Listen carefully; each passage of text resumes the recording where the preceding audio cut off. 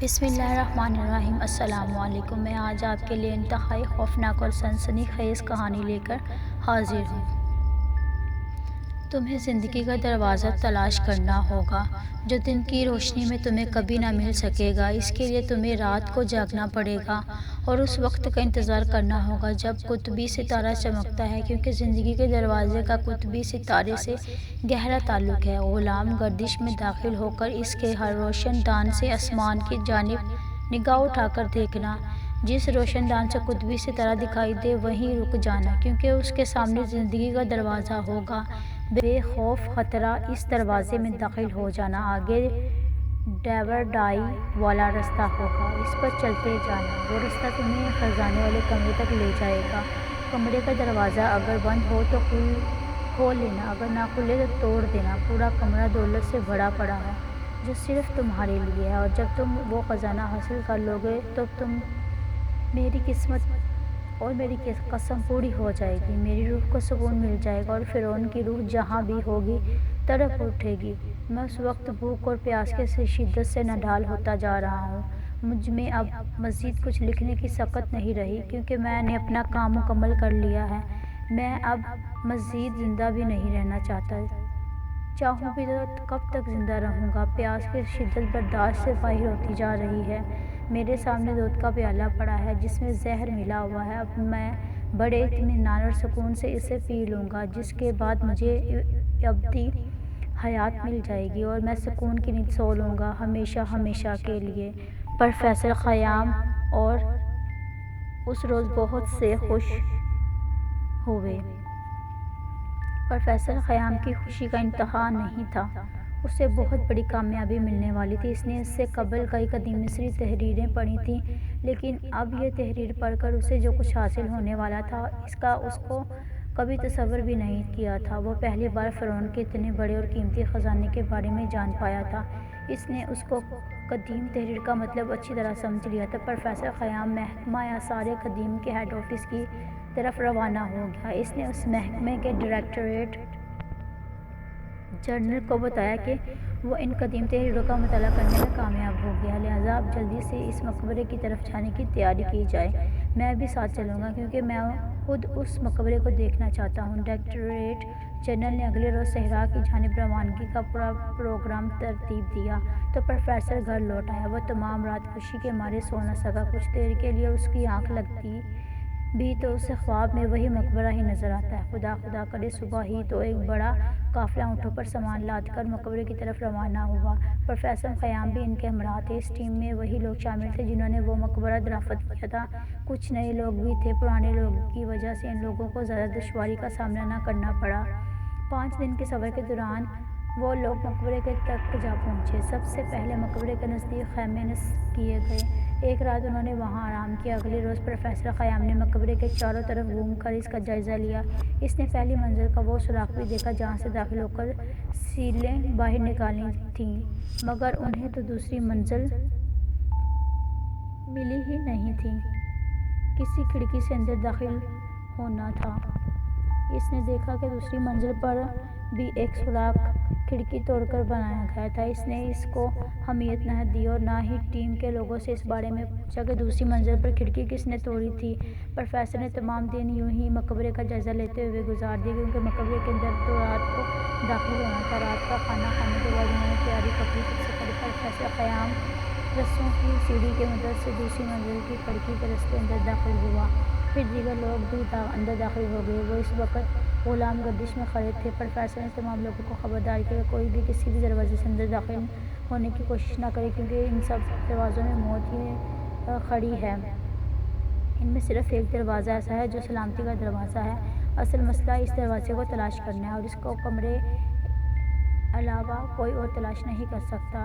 اس لیے تم میں سے کوئی بھی میرے کہے بغیر کسی قسم کی حرکت نہیں کرے گا۔ جس کسی نے ابھی ایک قدم آگے بڑھایا موت اس کا مقدر بن جائے گی۔ سب نے پروفیسر کا حکم مانا اور ایک جگہ رک گئے۔ پھر پروفیسر خیام نے زندگی کے دروازے کی تلاش شروع کی۔ اس نے غلام گردش کے دیوار میں بنے ہر روشن دان میں سے آسمان کی جانب جھکنا شروع کر دیا۔ ٹیم کے ارکان بھی اس کی پیروی کر رہے تھے۔ کئی روشن دان گزر گئے، لیکن قطبی ستارہ نظر نہ آیا۔ प्रोफेसर बड़ी तवज्जो से सितारे को देख रहा था। आधी रात गुजर गई थी, प्रोफेसर को कामयाबी न मिली, हालांकि वो तहरीर के मुताबिक अमल कर रहा था। बिलाआखिर प्रोफेसर की मेहनत रंग लाई और वो चला उठा और शोर मचाने लगा। मिल गया। एक रोशनदान में से कुतुबी सितारा साफ दिखाई दे रहा था। इसने उस रोशनदान की सीधा में गुलाम गर्दिश की अंदरूनी दीवार में आग लगे हुए दरवाज़ों में से एक की तरफ इशारा किया और कहा, यही ज़िंदगी और सलामती का दरवाज़ा है। प्रोफेसर ख़याम ने दरवाज़ा खोला और जब टॉर्च जलाई तो अंदर दरबारी वाला रास्ता रोशन हो गया, मगर वो सदा होकर पीछे हट गया और थर थर कांपने लगा। अंदर का मुनाज़र इंतहाई खौफनाक था। अंदर 2 लाशें ऊंधी मुंह पड़ी थी। प्रोफेसर ख़याम का दिल तेज़ी से धड़कने लगा। वो आहिस्ता से आगे बढ़ा। जो ही इसने लाशों को सीधा किया तो इसके लबों से बेख्तियार निकला, प्रोफेसर सिकंदर और लैला। वो दोनों लाशें सिकंदर और लैला की थी। अब भी प्रोफेसर ख़याम इन लाशों को झुक कर देख रहा था कि इतने में 3 तेज़ धार वाले भाले सामने की दीवार में ज़ोर से लगे और इसमें पवस्त हो गए। अगर प्रोफेसर ख़याम थोड़ा सा ऊपर होता तो उसका काम भी तमाम हो जाता। सिकंदर और लैला, ये तुम दोनों ने क्या कर डाला? प्रोफेसर ख़याम ने आंसुओं से भीगी हुई आवाज़ में कहा।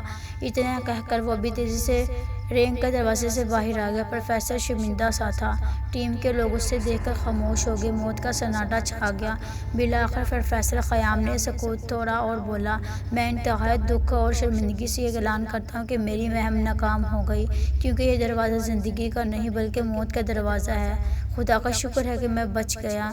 इतना कहकर इसने गर्दन झुकाई। टीम के किसी फर्द ने प्रोफेसर से किसी किस्म का कोई सवाल न किया और खामोशी से वापस चल पड़े।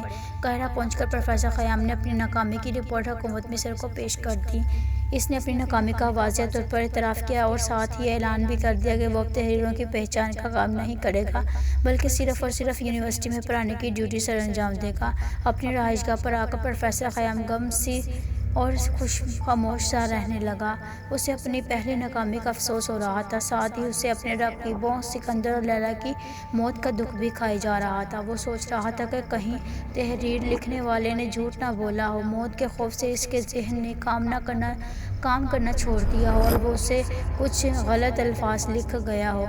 एक लहज़ से वो मुतमईन था कि सिकंदर और लैला ने मिलकर तख्तियों की तहरीरें जल्दी में पढ़ लीं और अब वो इस मामले में भी इस पर बाजी ले जाना चाहते थे, लेकिन वो हार गए। कुदरत ने इनके मुकद्दर में मात लिख दी। अच्छा ही हुआ कि वो ज़िंदगी हार गए, वरना इनकी अपनी मौत यकीनी थी। ये तो तहरीर वाले शख्स ने झूठ लिखा है, या फिर इन तीनों प्रोफेसर ख़याम, सिकंदर और लैला के इल्म में कमी थी कि वो इन तख्तियों के तहरीरों का राज न जान सके। प्रोफेसर ख़याम दिन रात ही इन्हीं सोचों में गुम रहता कि इससे क्या गलती हुई कि इस नाकामी का मुँह देखना पड़ा। इसने फिर से कई बार तहरीरों को पढ़ा, मगर इस असल नज़र न आया और ना ही जान सका। असली राज उसे मालूम नहीं हो पा रहा था। उस नाकामी ने प्रोफेसर ख़याम को चिड़चिड़ा सा बना दिया। मकबरे और ख़जाने की याद आती तो सर्द सी आह भरकर खामोश हो जाता और कभी खलाओं में घूमने लगता। रातों को उठकर छत पर चढ़कर कुतुबी सितारे को देखता रहता, मगर इस केस में नाकामी की वजह समझ नहीं आ रही थी। इसके तालिब इल्म भी इसकी दिमागी कैफियत को महसूस करने लगे थे।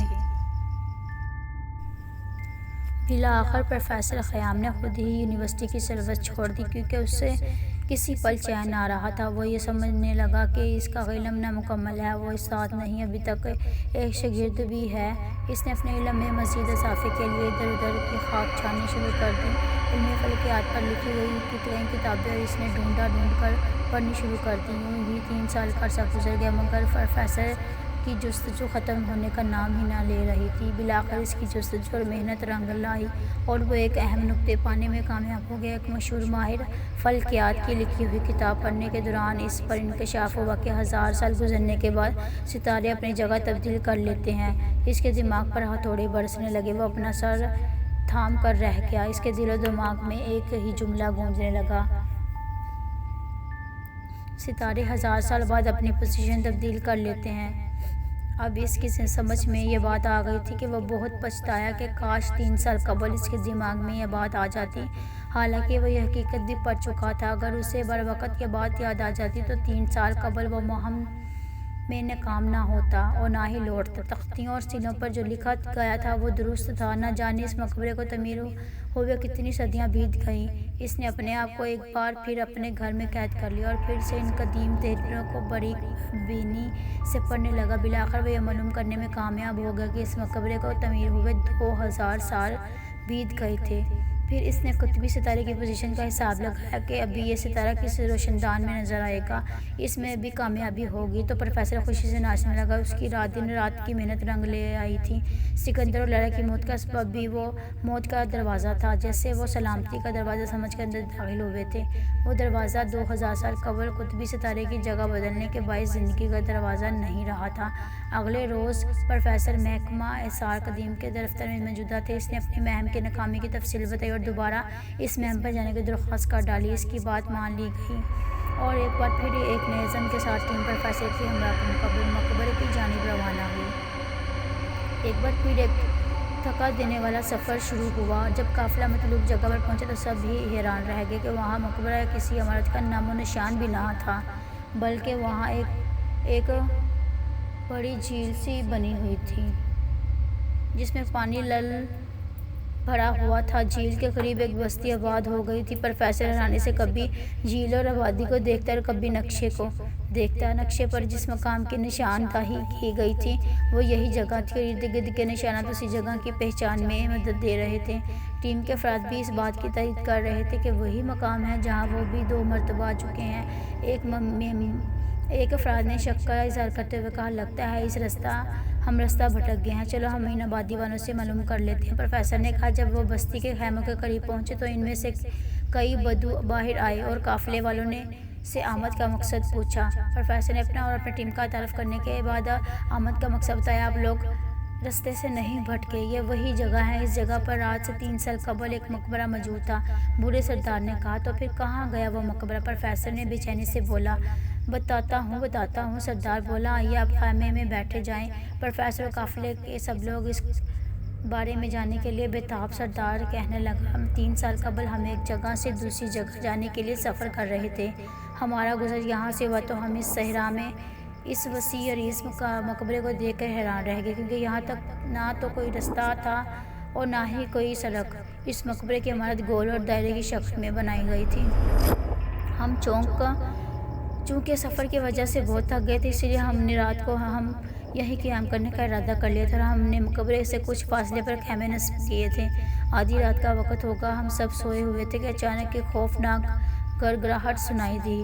ایسا لگا جیسے زلزلہ آ گیا ہو۔ قافلے کے سب لوگ جاگ گئے اور خیموں سے باہر نکلے۔ ہماری آنکھوں نے ایک حیران کرنے والا منظر دیکھا کہ وہ مضبوط مقبرہ آہستہ آہستہ زمین کے اندر دھنستا چلا جا رہا تھا۔ اب وہ آوازیں اسی میں سے آ رہی تھیں۔ ڈر اور خوف کے مارے ہم سب کی چیخیں نکل گئیں۔ کئی عورتیں تو بے ہوش ہو گئیں جبکہ مرد سہم گئے۔ ہم سب نے اپنی آنکھوں سے مقبرے کو زمین کے اندر دھنستے ہوئے دیکھا۔